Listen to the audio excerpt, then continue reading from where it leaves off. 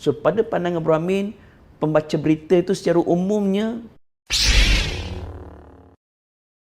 Assalamualaikum warahmatullahi. Hai guys, hari ini Brahmin nak ulas sikit tentang isu apabila Datuk Hatan ditemubual oleh seorang pembaca berita di salah sebuah stesen televisyen dalam tanah air kita.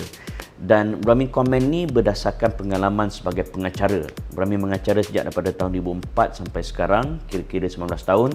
Dan Brahmin dah temubual ramailah Perdana Menteri, mantan Perdana Menteri, menteri-menteri, tokoh-tokoh international, tokoh agama, tokoh politik, tokoh usahawan, selebriti, ramailah. So, mudah-mudahan apa yang Brahmin share hari ini menjadi panduan kepada para pengacara, para pembaca berita dan juga tetamu-tetamu yang dijemput untuk ditemubual.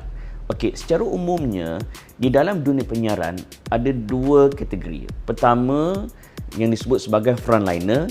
Kedua, production team, iaitu mereka yang behind the scene. Production team ni biasalah producer, cameraman, soundman, studio director dan sebagainya. Yang ni kita tak nampak sebab mereka behind the scene, di sebalik tabir. Yang frontliner ni adalah antaranya pengacara dan pembaca berita. Lain tu. Okey, di dalam kategori pengacara, dia ada banyaklah. Dia ada host, ada moderator, ada compare, ada anchor, which is secara umumnya peranan mereka lebih kurang sama. Dan persamaan antara pengacara dan juga pembaca berita, sebelum ke udara, sebelum on air, mereka akan diberikan skrip.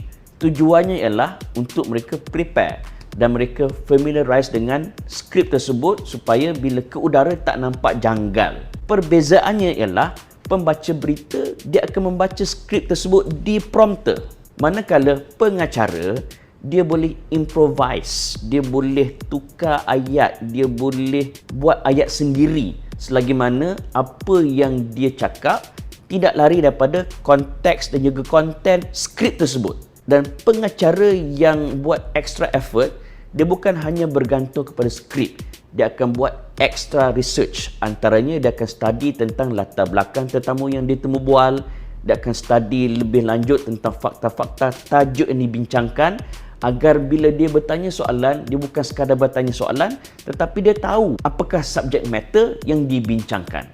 Di dalam isu Datuk Hatan, yang menemubual beliau adalah pembaca berita.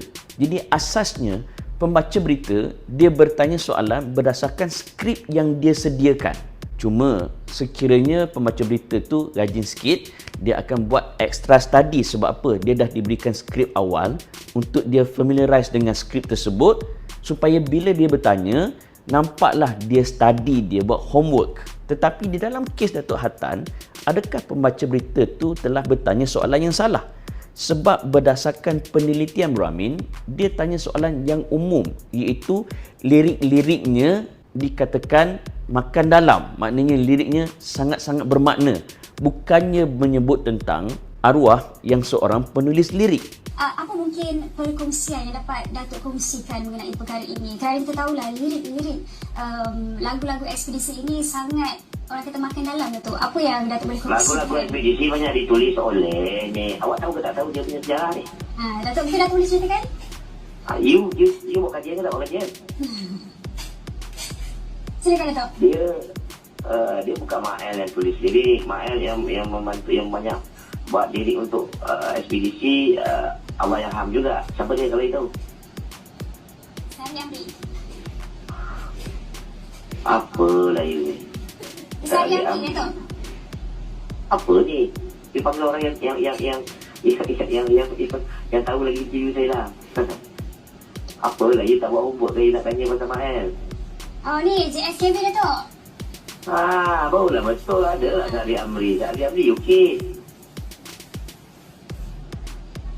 Aduh. Jadi tak timbul yang pembaca berita tu kata arwah merupakan seorang penulis lirik. So pada pandangan Brahmin, pembaca berita itu secara umumnya dia dah buat kerja dia. Dan macam Brahmin sebut tadi, sekiranya dia ada extra effort, tak salah kalau dia buat study lebih kalau dia ada masa. Sebab di kalangan pembaca berita pun ada pembaca berita yang full time di stesen TV tu, ada juga pembaca berita yang part time. Dia datang awal lebih kurang sejam ke 2 jam, dia familiarize dengan skrip dan dia bergantung hanya kepada skrip tersebut dan dia baca di prompter ketika dia ke udara. Manakala untuk tetamu pula, dia gini, dalam sesebuah program, dia ada beberapa jenis program. Secara umumnya, ada talk show, ada berita dan ada juga hard talk. Kalau talk show ataupun ditemubual dalam program-program berita, apa yang ditanya kita jawab je lah. Dia tak adalah kita macam boleh berdebat sangat. Tetapi kalau hard talk, yes, host dia boleh tanya soalan yang panas kepada tetamu dan tetamu pun boleh berdebat semula dengan pengacara. Tak ada masalah. Itu untuk hard talk. Dalam konteks isu Datuk Hatan, dia ditemubual di dalam program berita. Dia bukan hard talk. So, pada pandangan Brahmin lah, mungkin Datuk Hatan dia tak ada maklumat tentang program tersebut, sama ada dia tak sempat research ke ataupun dia tak diberitahu ke, wallahualam. Tetapi cara dia jawab itu inappropriate, seolah-olah nak merendah-rendahkan pembaca berita. So kesimpulannya, sebagai host, sebagai pembaca berita, tak salah untuk kita buat extra effort untuk research sebelum ke udara. Dan sebagai tetamu pula, kita juga kena buat research. Apakah program yang sedang kita ke udara agar cara kita menjawab sesuai dengan genre program tersebut.